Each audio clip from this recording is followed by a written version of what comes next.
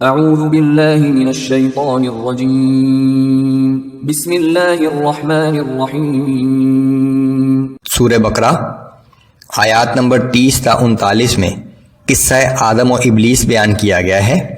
جب ابلیس نے تکبر کیا اور خود کو نسلی طور پر آدم سے برتر سمجھتے ہوئے اللہ کے حکم کے باوجود آدم علیہ السلام کو سجدہ کرنے سے انکار کر دیا تو ہمیشہ کے لیے ملعون قرار پایا۔ اور وہ وقت یاد کریں جب آپ کے رب نے فرشتوں سے فرمایا کہ میں یقیناً زمین میں اپنا نائب بنانے والا ہوں۔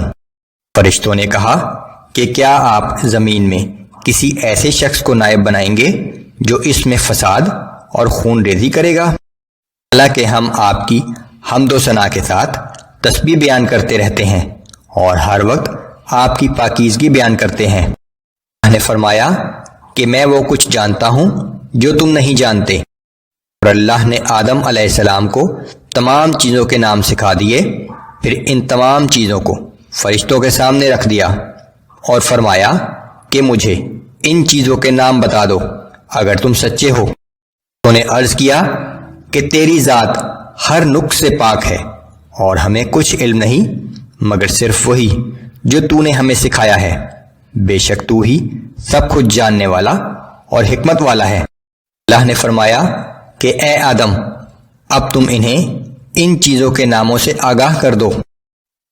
جب آدم علیہ السلام نے انہیں ان چیزوں کے نام بتا دیے تو اللہ نے فرمایا کہ کیا میں نے تم سے نہیں کہا تھا کہ میں آسمانوں اور زمین کی تمام مخفی چیزوں کو جانتا ہوں اور وہ بھی جانتا ہوں جو تم ظاہر کرتے ہو اور جو تم چھپاتے ہو۔ اور جب ہم نے فرشتوں کو حکم دیا کہ آدم علیہ السلام کو سجدہ کرو تو سب نے سجدہ کیا سوائے ابلیس کے۔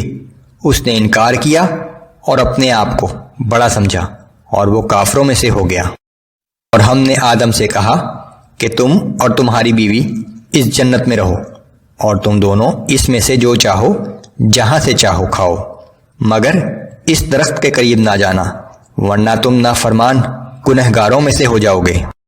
شیطان نے انہیں بہکا کر جنت کے عیش و آرام سے نکلوا دیا اور ہم نے حکم دیا کہ تم نیچے اتر جاؤ، تم ایک دوسرے کے دشمن رہو گے اور اب تمہیں ایک معینہ مدت تک زمین میں ہی رہ کر سامان زیز سے فائدہ اٹھانا ہے۔ پھر آدم علیہ السلام نے اپنے رب سے معافی کے چند کلمات سیکھ لیے، بس اللہ نے ان کی توبہ قبول فرما لی، بے شک وہ بہت ہی توبہ قبول کرنے والا اور ہر وقت رحم کرنے والا ہے۔ ہم نے حکم دیا کہ تم سب کے سب اس جنت سے نیچے اتر جاؤ۔ جب بھی تمہارے پاس میری طرف سے کوئی ہدایت پہنچے تو جو لوگ میری ہدایت کی پیروی کریں گے نہ ان پر کوئی خوف ہوگا اور نہ وہ غمگین ہوں گے، اور جو لوگ انکار کریں گے اور ہماری آیات کو جھٹلائیں گے تو وہی لوگ جہنمی ہوں گے، وہ اس جہنم میں ہمیشہ رہیں گے۔ قصہ ابلیس کے ذریعے یہ واضح کر دیا گیا ہے کہ ابلیس انسان کا دشمن ہے اور اس کی پیروی کرنے والے لوگوں کا ٹھکانہ جہنم ہوگا۔ ابلیس ہر ممکن طریقے سے کوشش کرتا ہے کہ انسان اپنا زیادہ سے زیادہ مال اور وقت لہو و لعب میں صرف کرے اور کسی وقت بھی اللہ کی طرف رجوع نہ کرے۔